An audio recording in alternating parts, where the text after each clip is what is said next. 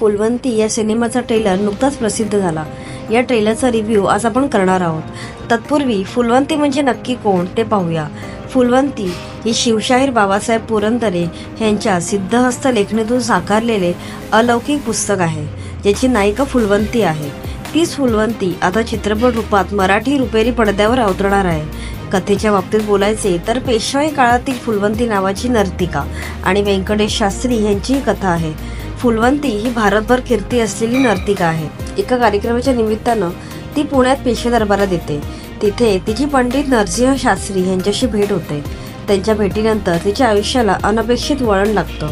नेमकं काय होतं हे मूवी पाहिल्यावर कळेल। नृत्यांगना फुलवंती आणि प्रगाढ पंडित व्यंकट शास्त्री यांच्यातील पैज व आव्हानावर हा चित्रपट बेतला आहे। याच कथेवर फुलवंती ही 1992 मध्ये दूरदर्शनवर प्रसारित झालेली एक टीव्ही मालिका होती, ज्यामध्ये अरुण गोविल, अर्चना जोगळेकर आणि सविता प्रभुणे यांनी भूमिका केल्या होत्या।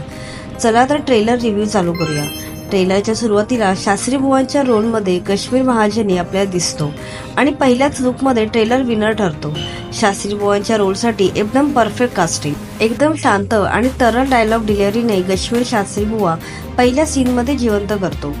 संजय लीला भन्साळी यांच्या चित्रपटाची भव्यता प्रत्येक फ्रेममध्ये पाहायला मिळते, त्यामुळे आर्ट टीमची मेहनत दिसून येते।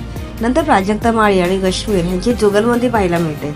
या दोघांच्या कॅरेक्टरमध्ये नक्की प्रेम आहे की तक्रार हे शेवटपर्यंत कळत नाही, त्यामुळे स्टोरी कुठेही रिव्हील केली नाहीये। त्यामुळे हा परफेक्ट कट असा ट्रेलर बनवला गेला आहे। प्रवीण तरडे यांनी डायलॉग लिहिले आहेत। तडपता डायलॉग लिहिणे ही त्यांची खासियत आहे, ते या ट्रेलरमध्येही ऐकायला मिळतात। स्नेहा तरडे यांचं डायरेक्शनही उत्तम वाटतं। ट्रेलर मधल्या काही फ्रेम अप्रतिम जमले आहेत। प्राजक्ता माळी उत्तम डान्सर आहे, त्यामुळे नर्तकीसाठी तिने स्वतःची निवड केली हे चांगलं आहे, कारण ती स्वतः निर्माती आहे। मात्र तिचे बोलीभाषेतील डायलॉग थोडे खटकतात। तिचा एकूण टोन जास्त अग्रेसिव्ह आहे, कदाचित पटकथेची गरज असेल। बाकी प्राजक्ताची तुलना नटरंगमधल्या सोनालीशी आणि चंद्रमुखीमधल्या अमृताशी होणं अपरिहार्य आहे। संगीताची जबाबदारी अविनाश विश्वजित यांनी सांभाळली आहे। मराठीत असे सिनेमे म्हणजे अजय अतुलची आठवण येते, त्यामुळे म्युझिक उत्तम होणे गरजेचे आहे। नटरंग आणि चंद्रमुखी हिट होण्यामागे गाण्याचा मोठा वाटा होता।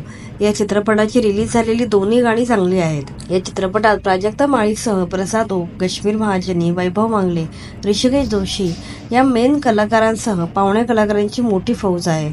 भव्य दिव्य बनलेला हा चित्रपट थिएटरमध्येच पाहावा असा आहे। मराठी असे सिनेमे क्वचित बनतात, त्यामुळे प्रेक्षकांना खास पर्वणी आहे।